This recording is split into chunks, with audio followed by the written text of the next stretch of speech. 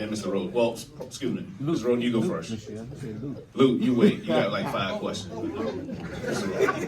Hey, Mark. Bill Roden from ESPN Landscape. Congratulations, Thank you. Coach Taylor. Thank you. Just curious, hey, do you remember how old you were when you saw your first Jackson State game?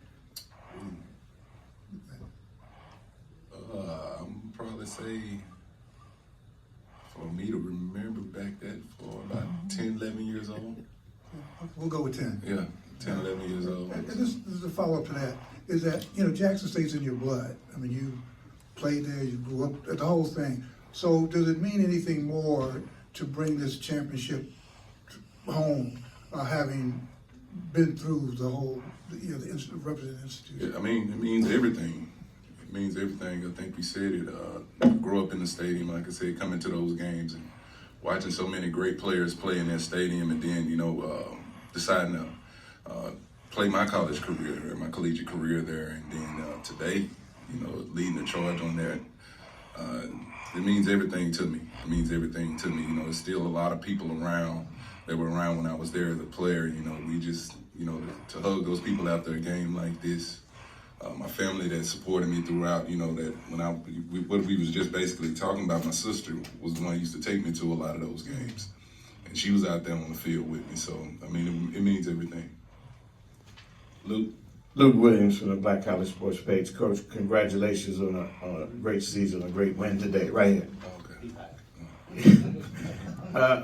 Coach, I want to talk about your offensive coordinator calling the plays. It looks like you kept them off balance all day. When they thought you were going to run, you passed. When they thought you were going to pass, you ran. You hit some big plays. Obviously had 2 TDs called back, but you still, I thought, kept them off balance. Talk about what was your strategy from an offensive standpoint going into this game.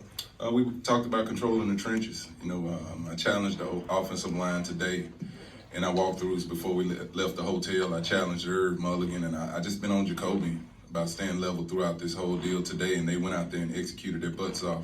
And it's like you said, that last touchdown, they was expecting a run. And I said, you know what, we're going to throw it to our best receiver right here, Jonas Fertillion, and we're going to start celebrating, and Jonas, first of all, Jacoby makes a great throw. Jonas makes a great catch, but I think it's like you said, I try to just keep them off balance.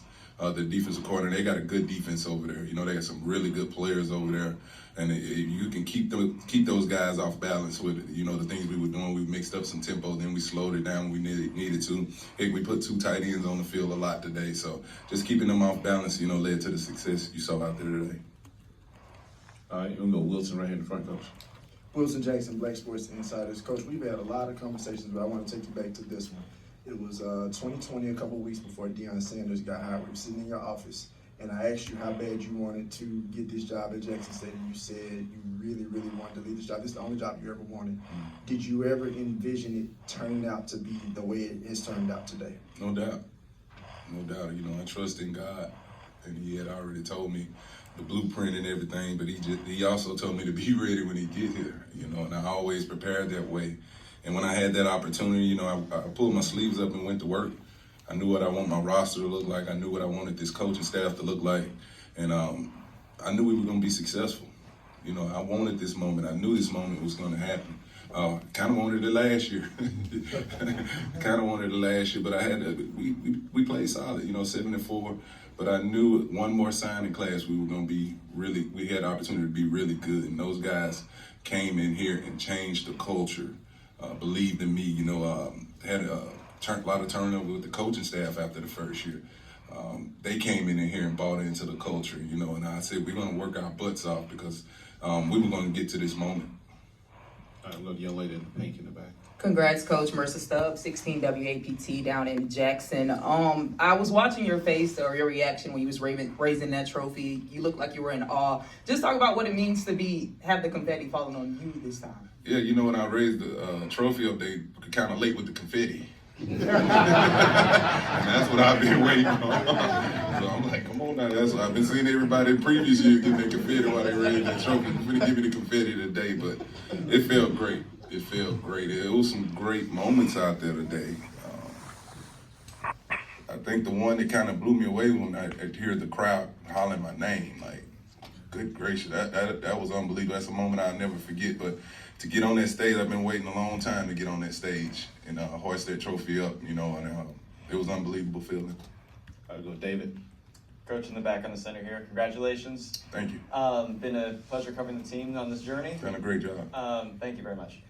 Just two quick thoughts for you. Number one, why was this team able to finish the job? We've seen Jackson State here 3 of the past 4 years. Mm-hmm. Why this year's team? And secondly, South Carolina State, before you guys got in here, was saying they think the turning point in the game was Isaiah Spencer and Jacoby Morgan connecting on that huge play. Yeah. What did you see in that, and do you believe that was if not the turning point, to really add on? Yeah, it's like what Jeremiah was talking about, man. Nobody knows how hard we worked in the off season. We had quite a few new players that come in here, and they just bought in. When they say we're a family over here and the brotherhood, that's what it is. There was times today that the offense sputtered, but those defensive guys come down there and say, we finna go stop them. Hey, I know a lot of people in here were wondering why I went for it like that, because I know what the defense was gonna go out there and do if we didn't get that. And they went out there and, held those guys. It's just a brotherhood that we got over there. The play to Spencer was funny about it when I called it. I said, there's no way. I know Coach Barry got to be ready for this play because that's been an explosive play like 6 times this year. I think we scored like 5 times, and that one time that's what I told Spencer when he ran off. I'm like, how do you not score? We've been pretty solid on that play, but it's a play that we get a matchup on the safety. Anytime Janaelin Dupree, Isaiah Spencer, I get a matchup on the safety, we're going to take advantage of it. So the stadium, it woke up after that. It woke up after that play, but it was a lot of big plays out there that I'm very excited about right now. Young man in the red. Coach Walker from Tomorrow Leader Sports Network. Congratulations, Coach TC. It's good to see you. Thank you, sir. Thank you. You guys have been resilient all season long. What has been that one thing with this team where you knew that this would be your year? It was after that loss to Gremlin. That Gremlin loss, the way we were able to come back and get to work. We could have kind of tanked it right there. It was a tough loss, but it was. I always say, that was a loss that we needed early on to kind of wake us up, and that's what I told the team. But it was after that, then I knew we were going to take this thing and get the rolling right there. Jacoby, he didn't play his best in that game. Cam McCoy played in that game. We turned the ball over. It was just a lot going on. So when we were done with that game, I was so ready to get to that next practice to see how they would respond. And they came out, ready to work. And I knew then we had an opportunity to be really good this year. Thank you. Next one. Like what you do. Thanks, sir. Hey, Coach Kobe, you're with the Blitz City Podcast. Congratulations, Coach. I'm making it. Coach, so Eric Phoenix has been very electric for South Carolina State all year. What did you see on film that helped you come up with the game plan to keep him in check today? Let me say this about Eric Phoenix. He is a really good quarterback. We talked to him before he made the decision to go to South Carolina State. We did get him on the phone, but it was all about a fit. But we did speak to him, but he can play the game. But so can our D-line. Those guys really did a good job of getting after him, moving him out of the pocket and making him do some things he didn't want to do. And then this is what I told him. I said, when you get a chance to get him to the ground, make it violent. He got to get back up and go back out there and make the play. But he is a really good quarterback, that I do think a lot of that can go out there and make plays. They're not playing here today without Eric Phoenix. In the back row, Coach. Coach, back here in the middle. Coach, this is a stage that this school and your team has been Name and on. affiliation. I'm sorry, we do name and affiliation before we ask Oh, that sorry. question. Reggie Chapman, Thank you. 11 Live TV here in Atlanta. Coach, this is a stage your team has been on the last couple of years. Just can you speak to this experience for your guys, how important this game is for HBCU athletics and the stage that's been created to showcase what this game is like on the national stage? Yeah, it's huge. Anytime you got an opportunity to play for a national championship and lead your program out there, it's exposure for your schools, both schools. And I'm pretty sure I hadn't heard the numbers, but I know a lot of people watched. That I looked up one time that the stadium got pretty packed at one point. It kind of caught me off guard, just hearing that roar. But the exposure is everything right now for the HBCU brand. And we got to continue to push that brand and continue to go out there and do things the right way and play good football. Play good football because everybody's watching. So we got to take advantage of these opportunities when you get on ABC television. Timona Stapleton. She loves the podcast. Good. Congratulations, Coach TC. Thank you. An incredible 12-2 season in just your second year at the helm. What does the future of the TC Taylor era at Jackson State look like, and what are the key factors you believe will sustain and build on this momentum in the years to come? The future right now, I'm gonna get some rest. I am tired. This has been a long year. It's early right now. We'll get back to Jackson, and perfect time for me to get on the corner of that couch and just relax. But we're gonna hit the ground running. If you guys hadn't seen right now, we're doing a heck of a job recruiting. We got some really good players to join these guys that went out there today, but we got to get to recruiting and try to get back here next year. That's the plan right now. So we'll get back in the next week. I'm gonna probably meet with the team real briefly tomorrow. Get with the coaches, and we're gonna hit the ground, finish this recruiting class. We're about done with it, so we got to continue to build. I know other teams that in our conference, in the MEAC, they're gonna be recruiting. They're gonna get better. And we're at the top right now, so everybody's gonna want to get after us. So I gotta roll these sleeves up, shake it out, get a little nap here and there, and then get back to work. I can go up front right here. I'm sorry. Charles Bishop, Dr. Fields, That's inside. How you doing, Coach? What's up, man? Inside the HBCU Sports Lab. And I wanted you mentioned the HBCU brand. I wanted to speak about the SWAC brand.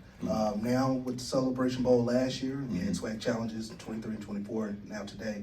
Has the pendulum finally kind of swung back to the SWAC in terms of getting these victories against the rival conference? It looks that way. It looks that way. The things that Coach Simmons did last year, the things we did in the MEAC SWAC Challenge last year against this same team, and look at this year. That was a dominant performance today by us. And I gotta say it looks that way. The SWAC is a long, grinded out season. It is, man. I'm not lying to you. It's a long, grinded out season. You have so many worries week in, week out. You have to have your A game going each and every weekend. They tell you got to win the East. All right, you win the East. Now they got this SWAC championship. You got to go do that. And then you got to turn right around in a week and go, come over here and, win it all. But again, it's looking that way, and we're going to continue that. Jamie Walker, HBC Wired. I heard you say in the interview once you stood on the shoulders of W.C. Gordon and James Big Daddy Carson. Mm-hmm. What would they say to you today? W.C., I don't know if I can say something. But they'll be proud of me. I know they'd be proud of me. Like I said, there's two great former coaches here at Jackson State, and they'd say you did it the right way. You did it the right way, you built it the right way, and you went out there and got it done. Front row right here, Coach. Front left. Coach DC, how you doing? Congratulations again. Mike Washington, Dr. Cabil's inside the HBCU Sports Lab. Good job. And looking at a few stats, I know you've seen several variations of this question, but you held them to the 2 of 13, 1.6 yards per rush. You dominated the clock, and going to Chuck's question, that's the pendulum swinging, and for a while it was saying we couldn't be as physical with a MEAC team. So if you look at this team and all of those statistics, what are the 2 or 3 things you are most proud of from this team right here and their performance tonight? Well, the thing going into this game, we got tired, I'm going to be honest with you, we got tired of hearing about them. And that it's a physical brand in the MEAC. If you look at it today, they were more of the finesse team. They tried to throw the ball more. We ran the football. And that's just what it was. But we just got tired of hearing all the talking. The players were tired of, certain people just saying that they were better than us. We said we got to play the game. And that's what I told them. I said, again, we're going to win this thing in the trenches. The O-line, the D-line, we're going to win this thing in the trenches and show everybody, like, we're the best in the country. And that's what they went out there and did. But I'm very proud of all 3 phases. I'm proud of my coaches. They coached their butt off. And you've been seeing what we've been after halftime. This team comes out in the second half and just plays dominant football. But just proud of, the whole deal. But, that's what you saw today. Thank you.